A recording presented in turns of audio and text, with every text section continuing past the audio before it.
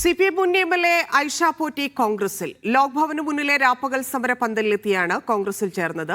ACC general secretary KC Venugopal അംഗത്വം നൽകി.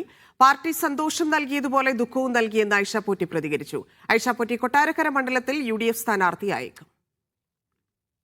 വേദി തൊഴിലുറപ്പ് പദ്ധതി അട്ടിമറിച്ച് കേന്ദ്ര സർക്കാരിനെതിരായ ലോക് ഭവന് മുന്നിൽ കോൺഗ്രസിന്റെ രാപ്പകൽ സമരം. ജോസ് കെ മാണിയുടെ പാർട്ടിയുടെ മുന്നണി മാറ്റ വിഷയങ്ങളടക്കം പ്രതികരിച്ച പ്രതിപക്ഷ നേതാവ് VD സതീശൻ നടക്കാൻ പോകുന്ന വിസ്മയങ്ങളെക്കുറിച്ച് ഇങ്ങനെ പറഞ്ഞു.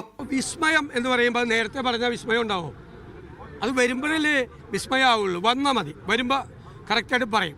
അപ്പോഴും ഇന്നൊരു പ്രധാനപ്പെട്ട രാഷ്ട്രീയ നീക്കം ഉണ്ടാകുമെന്ന സൂചന ഒരു നേതാക്കളും നൽകിയിരുന്നില്ല. 1 മണിയോടെ വെള്ളയമ്പലം ജംഗ്ഷനിൽ കാറിൽ വന്നിറങ്ങി ഐഷ പോറ്റിയെ പ്രതിപക്ഷ നേതാവ് സ്വീകരിച്ചു. KC വേണുഗോപാലിൽ നിന്ന് ഐഷ പോറ്റി കോൺഗ്രസ് അംഗത്വം സ്വീകരിച്ചു.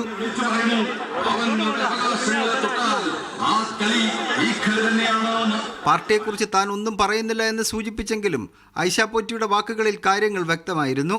CPM-ൽ നിന്നും നേതാക്കളിൽ നിന്നും നേരിട്ട അവഗണനയാണ് പാർട്ടി വിടാൻ കാരണമെന്ന് സൂചിപ്പിച്ചു.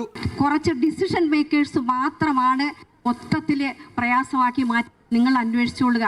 എന്തായാലും വിമർശനങ്ങളെ ഞാൻ കൂടുതൽ സന്തോഷത്തോടെ കേൾക്കുകയാണ്. ഏത് മനുഷ്യരായാലും ഏത് ലീഡറായാലും എത്ര വലിയ മന്ത്രിയായാലും അതിനു മേളിലുള്ള ആളായാലും മനുഷ്യനോട് സ്നേഹത്തോടെ പെരുമാറുന്നതിന് നഷ്ടമുണ്ടോ?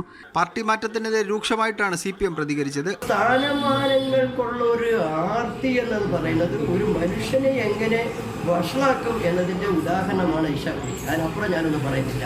ഐഷ പോറ്റിക്ക് കോൺഗ്രസ് കൊട്ടാരക്കരയിലും സ്വീകരണം ഒരുക്കിയിട്ടുണ്ട്.